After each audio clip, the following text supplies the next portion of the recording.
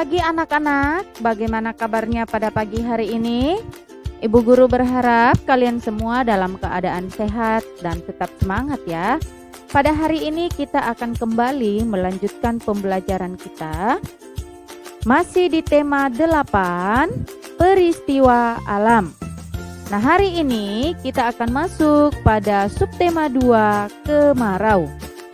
Baiklah anak-anak, seperti biasa, jangan lupa berdoa untuk mengawali pembelajaran pada hari ini ya. Sekarang kita akan masuk pada pembelajaran ke-1 sampai pembelajaran ke-3. Mari duduk dengan sikap duduk yang baik, letakkan bukumu di atas meja, aturlah jarak antara mata dan bukumu, dan peganglah pensilmu dengan benar. Baiklah anak-anak, sekarang kamu boleh membuka buku paket kamu pada halaman 58 sampai halaman 80. Musim kemarau. Indonesia mempunyai 2 musim, musim hujan dan musim kemarau. Pada musim kemarau, hampir setiap hari langit cerah. Pada siang hari, matahari bersinar amat terang. Langit tampak biru dihiasi awan putih. Saat matahari terbenam, sinarnya berwarna jingga. Benda-benda terlihat berwarna keemasan. Pada malam hari, bulan bercahaya indah sekali. Bintang-bintang berkelip amat cantik. Tetapi kalau kemarau panjang, dapat menyebabkan kekeringan. Di beberapa tempat mengalami kesulitan air bersih. Sawah petani pun menjadi kering. Air sangat penting untuk kehidupan. Kita harus menghemat air agar tidak kekeringan. Anak-anak, kali ini kita akan belajar tentang musim kemarau. Ya, masih ingatkah pembelajaran yang sudah lalu? Bahwa di Indonesia ada 2 musim, ya, yaitu musim kemarau dan musim penghujan. Nah, hari ini kita akan belajar bagaimana sih ciri-ciri musim kemarau. Ya, anak-anak perhatikan ya. Ciri-ciri musim kemarau yaitu hampir setiap hari langit cerah. Ya. Yang kedua, matahari bersinar terang. Selanjutnya, langit tampak biru dihiasi awan putih. Nah, langitnya biru dan tampak awan-awan putih. Saat matahari terbenam, sinarnya berwarna jingga, ya, atau agak keorean di sore hari, dan itu sangat terang. Benda-benda terlihat berwarna keemasan. Ya, benar ya, karena pantulan daripada sinar matahari. Nah, pada malam harinya bulan bercahaya indah sekali atau cahaya bulan sangat terang. Dan apalagi udara pada musim kemarau sangat panas. Itu adalah ciri-ciri musim kemarau. Anak-anak, ada juga keuntungan atau manfaat daripada musim kemarau. Nah, anak-anak perhatikan ya. Yang pertama, pakaian basah atau pakaian yang sudah dicuci mudah kering. Kedua, dapat digunakan sebagai PLTS. Nah, PLTS itu adalah pembangkit listrik tenaga surya. Listrik bisa dinyalakan menggunakan tenaga matahari atau tenaga surya. Tidak sering terjadi longsor. Nah, kalau musim hujan, jarang atau tidak sering terjadi longsor dan tidak banjir. Lebih mudah melakukan aktivitas atau kegiatan. Nah, pada musim kemarau tidak sulit untuk melakukan kegiatan ya. Selanjutnya, nelayan lebih mudah untuk melaut tanpa terhambat keadaan cuaca. Jadi, nelayan pada saat musim kemarau, mereka mudah melaut mencari ikan. Nah, selanjutnya, selain ada keuntungan daripada musim kemarau, ada juga akibat atau kerugian musim kemarau. Nah, yang pertama, sumber air bersih kering. Ya, yang tadinya ada air, jadi airnya menjadi kering. Yang kedua, tanaman mati. Ya, pohon-pohon, bunga-bunga, tanaman-tanaman yang lain bisa mati karena kekurangan air. Selanjutnya, sawah atau padi di sawah menjadi kering. Nah, Pak Tani menanam padi di sawah dan padinya juga bisa mati, bisa kering. Itu akibat daripada musim kemarau. Selanjutnya, tanah pecah-pecah. Ya, nanti kamu bisa perhatikan ketika musim kemarau panjang ya, setiap hari tidak turun hujan. Nah, kamu perhatikan tanah-tanah pada pecah-pecah. Udara terasa sangat panas. Ya, mau malam hari, mau siang hari, udaranya terasa panas, dan itu membuat kita tidak nyaman sekali. Nah, anak-anak, itu adalah akibat yang kita rasakan atau yang ditimbulkan pada musim kemarau. Musim kemarau telah tiba. Pagi hari matahari bersinar cerah. Siti, Dayu, dan Lani bermain di taman. Letak taman dekat dari rumah. Di taman banyak teman menunggu. Ada Edo, Udin, dan Beni. Mereka pun bermain bersama. Nah, anak-anak, kalau musim kemarau, ya tadinya salah satunya keuntungannya adalah kita bisa atau mudah melakukan aktivitas anak-anak seperti bermain di lapangan ya, bermain bola, bermain sepeda ya, dan lain sebagainya. Nah, ini adalah cerita Siti dan teman-temannya. Mereka bermain di taman ya. Selanjutnya, anak-anak perhatikan ya. Siti dan teman-teman asyik bermain, menikmati cuaca di musim kemarau. Bacalah percakapan Siti dan teman-teman. Percakapan, masih ingat apa artinya percakapan?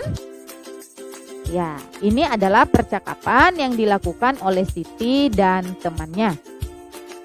Kamu pandai sekali main tapak gunung, kakimu kuat sekali, bisa meloncat dengan satu kaki. Wah, terima kasih Siti, pujianmu membuat hatiku senang. Kamu memang baik hati. Nah, ini adalah kalimat pujian yang diungkapkan oleh Siti kepada temannya, dan temannya juga menanggapinya. Nah, di situ ada kalimat tanggapan. Dayu tadi bermain bersama Beni ya. Bagaimana permainannya? Keseimbangan badan Beni sangat bagus. Ia bisa berjalan dengan enggrang, tidak pernah jatuh. Hebat. Ya, ini juga adalah kalimat pujian. Setiap bermain punya kepandaian. Setiap teman punya kepandaian. Ada yang pandai bermain tapak gunung, ada juga yang pandai bermain egrang ya. Anak-anak, setiap kita itu mempunyai bakat atau kehebatan masing-masing. Ada yang pintar bernyanyi, ada yang pintar bermain tapak gunung, ada juga yang pintar bermain permainan yang lain. Nah, selanjutnya, betul Dayu, setiap orang memiliki kepandaian masing-masing. Oh ya, nanti sore kita ke balai desa yuk. Kita akan belajar menari bersama. Di sini ada kalimat ajakan. Ya, ciri-ciri kalimat ajakan. Masih ingat? Di depan kalimat atau di belakang kalimatnya menggunakan kata ayo atau mari atau yuk. Ya, itu ciri-ciri kalimat ajakan. Di sini ada kalimat ajakan. Ya, perhatikan. Nanti sore kita ke balai desa yuk. Itu adalah kalimat ajakan. Nah, bagaimana tanggapannya? Tanggapannya adalah, ayo, asik sekali bisa menari bersama, ya. Itu kalimat tanggapan. Asik sekali bisa bermain bersama. Hargailah temanmu yang memiliki kepandaian, pujilah ia sesuai kepandaiannya. Jika dipuji, ucapkan terima kasih. Kegiatan apa yang kalian lakukan di musim kemarau? Ya, amati kegiatan temanmu lalu beri pujian. Kalimat pujian di tempat berikut, ya. Kamu menulis 5 kalimat pujian, ya, untuk temanmu. Contohnya adalah suara nyanyianmu merdu sekali, Siti. Kamu menulis 2, 3, 4, 5, dan 6, ya. Hari telah siang, matahari bersinar terik. Saatnya pulang untuk beristirahat. Setelah tiba di rumah, Siti mencuci tangan. Setelah mencuci tangan, Siti menutup keran air. Pada musim kemarau, hujan tidak turun. Persediaan air bersih semakin sedikit. Saat di rumah, Siti berhemat air bersih. Anak-anak, perhatikan, ya, sekarang lagi musim pandemik, ya. Kita harus rajin mencuci tangan setelah bepergian, ya. Mencuci tangan dan bukan hanya tangan, mencuci kaki juga. Namun, kita perlu menghemat air seperti yang dilakukan oleh Siti. Setelah memakai air, jangan lupa untuk menutup keran air, ya. Karena di musim kemarau, air bersih berkurang. Amati aturan di rumah Siti untuk menghemat air bersih. Nah, ini adalah cara-cara atau petunjuk menghemat air bersih, ya. Yang pertama, Siti menyiram tanaman menggunakan air bekas cucian beras.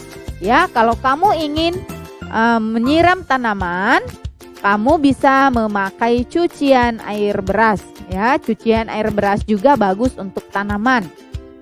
Nah, yang kedua, setelah digunakan, keran air ditutup dengan rapat, ya. Ingat ya, setelah kamu memakai air, jangan lupa untuk menutup kerannya dengan rapat supaya airnya tidak bisa keluar. Selanjutnya, menaburkan kompos daun di sekitar tanaman. Kompos akan menyimpan air lebih lama. Kemudian, mematikan keran air saat menyabuni piring, ya. Kalau kita mencuci piring, airnya jangan dibuka terus. Nah, sering sekali kita lupa. Seperti Bu Guru juga sering lupa menutup keran air pada saat menyabuni piring. Nah, mulai sekarang kita mulai menghemat air, ya. Dengan cara ketika menyabuni piring atau mencuci piring, maka kamu menutup keran air dulu. Nah, setelah selesai menyabuni, baru kamu bilas dan buka airnya, ya. Apa yang kamu lakukan untuk menghemat air bersih? Lakukan kegiatan di rumah untuk menghemat air. Sore hari cuaca cerah. Siti menjemput Lani dan Dayu. Mereka bersama-sama ke balai desa. Mereka akan berlatih menari bersama. Gerakan badan, tangan, dan kaki. Tangan terentang lalu berayun. Kaki meloncat ke kanan dan ke kiri. Gelengkan kepala lalu putar badan. Gerakan tubuh ikuti hitungan. Nah, ini adalah menari, ya. Dengan caranya gerakan badan, tangan, dan kaki. Yang kemudian tangan direntangkan, lalu berayun. Kemudian kaki meloncat ke kanan dan ke kiri. Gelengkan kepala, lalu putar badan. Gerakan tubuh ikuti hitungan. Biasanya kalau menari hitungannya 1 sampai 8, ya. Baik, anak-anak, selanjutnya perhatikan gambar ini, ya. Pada musim kemarau udara terasa panas. Edo dan teman-teman merasa sangat kepanasan. Tubuh mereka pun mudah berkeringat. Di dekat rumah Edo ada sungai yang masih bersih. Saat musim kemarau, sungai itu menjadi dangkal. Edo dan teman-teman duduk di sungai, kemudian bermain air dengan kaki. Mereka bermain sambil menyiram air ke badan. badan mereka terasa segar, ya. Pada musim kemarau pastinya kita inginnya berenang atau mandi, ya. Tapi sekarang kita juga dulu menahan untuk berenang karena masih musim pandemik, ya. Jadi kita tahan-tahan dulu, kita bermain air di rumah saja. Namun ingat, tetap menghemat air. Aktivitas air apakah yang kamu sukai? Lakukan bersama temanmu. Cuaca pada musim kemarau selalu cerah. Hari semakin sore, matahari akan tenggelam. Sinar matahari berwarna jingga. Bermain air di sungai sudah selesai. Edo dan teman-teman berjalan pulang. Ya, perhatikan. Bacalah percakapan Edo dan teman-teman. Asik sekali beraktivitas air di sungai. Tadi kita duduk-duduk di tepi sungai. Kamu hebat, Udin. Kamu begitu berani menyiramkan air ke badan. Betul, tidak hanya ke badan, tetapi juga ke kepala. Padahal air sungai dingin. Ini adalah ada kalimat pujian. Kamu hebat, Udin. Itu adalah kalimat pujian, ya. Kamu sudah membaca percakapan Edo dan teman-teman. Kamu juga sudah mengenal kalimat pujian. Tunjukkan kalimat pujian percakapan ini, ya. Beri tanda centang jika termasuk kalimat pujian dan berilah tanda silang jika tidak termasuk kalimat pujian, ya. Kamu perhatikan nomor 1, nomor 2, dan nomor 3, nomor 4, nomor 5, dan nomor 6. Sesuai dengan bacaan yang tadi, ya. Cuaca pada musim kemarau begitu cerah. Sinar mentari pagi begitu hangat. Lani dan teman-teman berangkat ke sekolah. Sambil berjalan, Lani melihat suasana di sekeliling. Lani melihat pemandangan alam di pagi hari. Lani kagum dengan alam yang dilihatnya. Indah sekali alam ciptaan Tuhan, ya. Yang menciptakan alam kita adalah Tuhan, ya. Keindahan yang ada di dunia ini, keindahan alam, Tuhanlah yang menciptakan. Lani dan teman-teman tiba di sekolah. Lani kagum dengan alam yang tadi dilihatnya. Lani mengajak Siti membuat tulisan tentang alam. Berikut tulisan Lani dan Siti. Judulnya adalah Alamku yang Indah, ya. Mereka menulis, suatu pagi pada musim kemarau, matahari bersinar dengan amat cerah. Langitnya tampak sangat biru, indah sekali. Awan putih bersih menghiasi langit. Burung-burung berkicau di atas pohon. Merdu sekali kicauan burung itu. Kupu-kupu berterbangan di antara bunga. Tercium aroma bunga yang semerbak. Wangi sekali aroma bunga itu. Angin bertiup sepoi-sepoi amat sejuk. Kuhirup napas dalam-dalam. Segarnya suasana pagi ini. Ini adalah, ya, tulisan yang dibuat oleh Siti dan Lani tentang alamku yang indah, ya. Lani dan Siti membacakan tulisan mereka. Mereka membacakan di depan teman-teman. Ya, tulisan yang tadi dibacakan oleh Siti dan Lani, ya. Wow, bagus sekali tulisan kalian. Iya, Dayu. Saat mendengarnya, seperti kita yang melihat langsung alam itu. Ada kalimat pujian di tulisan Lani dan Siti. Betul kan, teman-teman? Betul, ada beberapa kalimat pujian dan tulisan itu, pada tulisan itu. Tapi kalimat yang mana ya? Ayo, cobalah temukan mana yang termasuk kalimat pujian, ya. Di sini ada di percakapan mereka ada kalimat-kalimat pujian, ya. Dan ada juga pada tulisan yang ditulis oleh Lani dan Siti, ya. Nanti kamu coba temukan. Bacalah tulisan Lani dan Siti di halaman sebelumnya. Temukan kalimat pujian pada tulisan tersebut. Lingkari kalimat pujian yang kamu temukan. Nah, pada halaman sebelumnya ada contohnya ya. Sudahkah kamu membaca tulisan Lani dan Siti? Tulisan mereka tentang alam di musim kemarau. Mari bermain peran tentang tulisan Lani dan Siti. Ajaklah temanmu untuk bermain peran. Berperan menjadi Lani dan Siti sambil membaca tulisan mereka ya. Saat istirahat tiba, matahari bersinar dengan cerah. Benny dan teman-teman bermain di halaman sekolah. Sambil bermain, Benny menceritakan kegiatannya di rumah. Kegiatan belajar di rumah atau bersama ibu pada hari libur. Benny dan ibu menimbang benda yang ada di rumah. Mereka menimbang benda dengan alat ukur tidak baku. Ya. Mereka menggunakan penggaris dan gantungan baju. Mereka juga menggunakan buku dan kelereng. Benny menggambarkan cara membuatnya di atas pasir. Anak-anak, apakah kamu masih ingat ya alat ukur tidak baku?